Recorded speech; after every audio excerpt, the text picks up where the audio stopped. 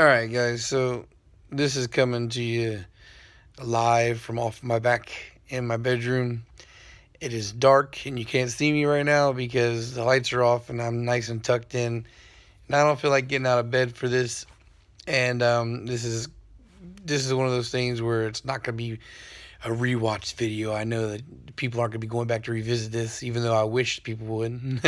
Maybe it's time to replace my staple video on the channel. But anyway, like the title says, my greatest strength is also my greatest weakness, and this is when it comes to filming for YouTube.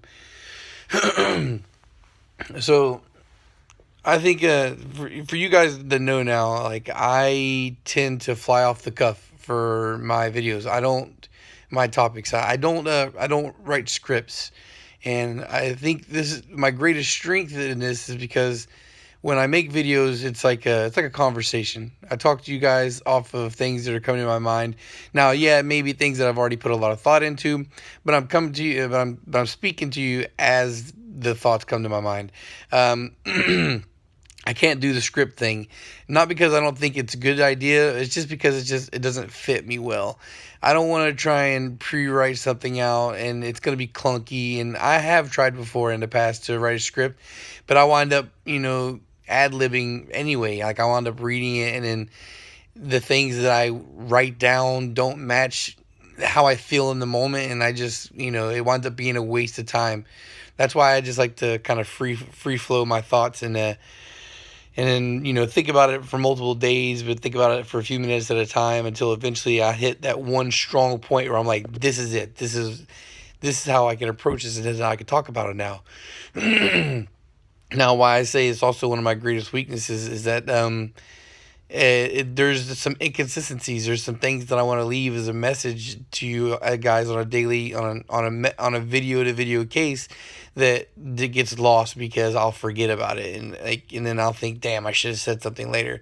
One of the things I used to say a lot was, if you guys have any questions, DM me. Oh no, this turned out to be like a kind of a problem eventually for me.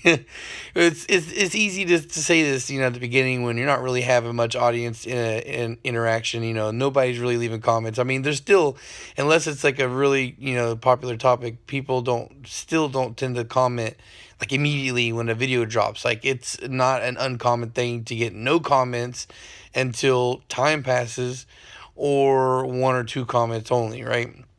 And this doesn't bother me anymore. The same thing, like there's things, if you watch a lot of my old videos, I'll say like and subscribe and shit, but then you notice that I don't mention that shit at all right now, because after time goes by, you realize that there's things that you think you have to say that you don't necessarily have to say, and at this point, like where growth is steady and constant, even though it's slow, that there's no point in me saying anything like that. I mean, I don't like to try and push people to subscribe or whatnot, or like. I figure if you appreciate what I do, you're gonna do that anyway, right? You're gonna want to come back on your own decisions, your own accord, and you're gonna like whether you want to or not. And I think that me saying it isn't really gonna change that too much. Maybe change one or two person's opinions, but I don't think, in the grand scheme of things, it's gonna make a big difference, right? So I dropped off. I don't say it anymore. And I'm still not opposed to telling you guys to DM me if you got questions, but it's also something I don't really talk about too much anymore. Um, the thing is that I got a comment on VHP Engine's Facebook the other day that I kind of missed until just now. I was posted a picture of a block, the single cam I just bought the other day, and you know, somebody buy it, right? So I'm trying to sell it, trying to sell some work. And the guy says this guy's gonna rip you off. I asked a basic question, which is what he tells you to do, and I got cussed out for it.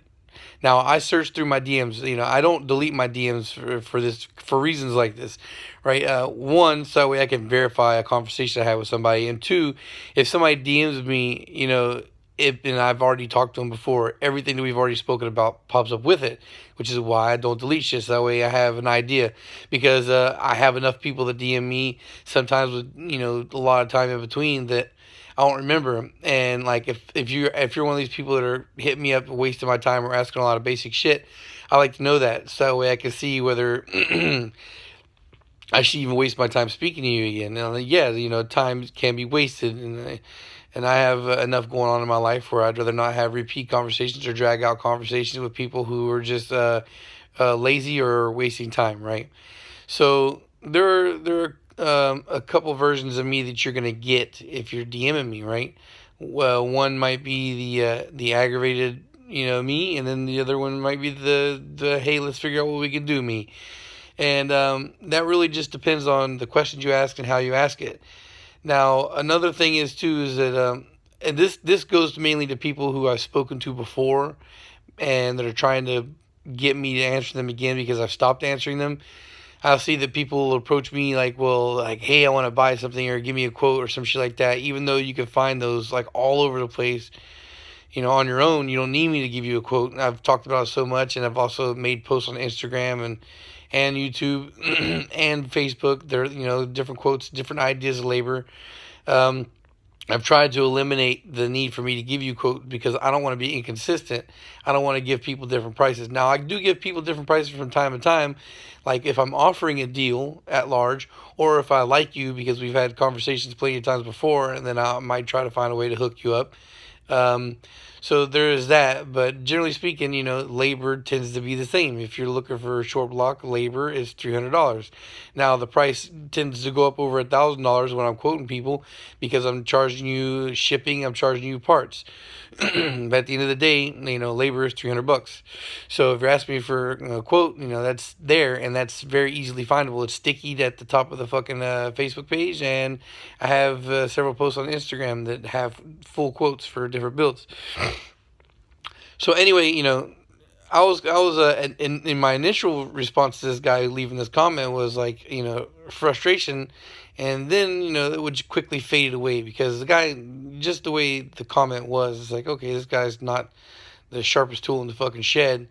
So I just, like, look, man, like I searched my DMs, I didn't see any DMs from you. If not saying we haven't spoke, but if we have spoke, uh, judging by what you're saying, just generally, you're asking questions like that. For me to be short with you, you had to be asking some very basic questions which you can easily search for. And I must have got the sense that you're not really trying to spend money. And this is something I've addressed several times. Like I even said that Roger, who's now I've offered, a big money block for free to, uh, at first when he DM'd me, I wasn't, I would could be considered rude. Like I didn't cuss him out or anything, but I was kind of short with him and I was short with my answers and responses, and I made him wait for answers and stuff a long time because he hit me up, talk about he wanted a quote, and then he wanted to do a build. He had all the money, and I just didn't believe him because I get catfished a lot, and it sucks. And it's very aggravating to spend my time to try and stop what I'm doing, to write up a quote for somebody, to search for parts and different options for somebody who, disappears. This happens to me several times. I've had a guy insist that he was very serious about the build, and then I spent 45 minutes going back and forth with somebody, and then just disappears. And it like, now imagine, yeah, it may seem like a shitty situation for you, like you're DMing me and I'm answering you, and you're like, oh, this fucking guy's a dick. Well, imagine how many fucking people I've had to talk to get me to the point where I'm a dick to somebody. And I know it's not fair, it kind of sucks, but this is the reason why I don't like talking business for a lot of parts. This is why I say that I'm not trying to make money off you guys. Now, sometimes from time to time, I try to sell something and I push it, but that's because I'm offering it so cheap that I figure somebody's got to fucking bite. But it's it doesn't always work out that way. It's whatever. Sometimes I'll get to a point where I'll try to push something and then motherfuckers won't come through, and then I'll move on, and you won't hear about anything like that again for a while. And the worst case scenarios too for me is like for the people who spend a lot of time, they waste my time, and then they disappear for a long time, and they come back. Like, you've already done wasted my time before, and now you're hitting my DMs again. What makes you think that I'm gonna be super enthusiastic about dealing with you? So that's just I guess the thing is, like I said, the worst thing about me flying off the cuff and not having a script and shit is that is that I want to tell you guys that before you DM me, before you DM asking questions, man, search the channel first to see if you can't find the answers. Or sometimes a basic Google search will also find the answers. So if I tell you if you hear me say on a video, DM me your questions, and you're watching for the very first time, and you're like, oh, how much power do you think I'll make on an LSV, or how much power do you think I'll make on a K20A3 with a head swap? These are all questions that are really basic that I've already answered several times. And they're easy to find if you just search through the playlist or just do a basic search on YouTube, using keywords plus my name if you want to hear my response. So the good thing being is that when I just talk the way I talk, when I met Irvin's wife, she kind of laughed a little bit and was like mentioning like how I feel like I've already met you because how many times I've heard you talk, and because of the fact that when I speak to you guys in these videos, I speak to you like I'm speaking to you directly. So it's great, and that's the way I want it to feel. That's why I've insisted on using my name and my face and not hiding so that way me. Like, it's like, hey, I'm Chris, and like, so you don't have to DM me like a robot or some shit. But then the bad thing comes a situation like this where somebody comes and they ask really basic questions and they catch me in a wrong mood, or they are too insistent not taking the hint, and I get terse with them. So yeah, just thought I would talk about that real quick, explain that. I know this is for some of you guys. This is the first time you heard me talk about shit like this. But every once in a while, I guess I'll retouch it for like I said, the channel is still growing. It's a steady thing. Just crossed the 8,000 subscribers threshold the other day. My growth for this year isn't as good as I wanted it to be. I was hoping to be around 9,000 plus subscribers this time. I was hoping for 10,000 this year, but we're in the final quarter and a good ways into it, and it doesn't look like it's going to happen. But regardless, growth is steady, growth is constant. And you guys will hear me talk about shit like this from time to time, just as a reminder to those of you that are new. So, thanks guys for watching and listening, and peace. Hope to see y'all in the future.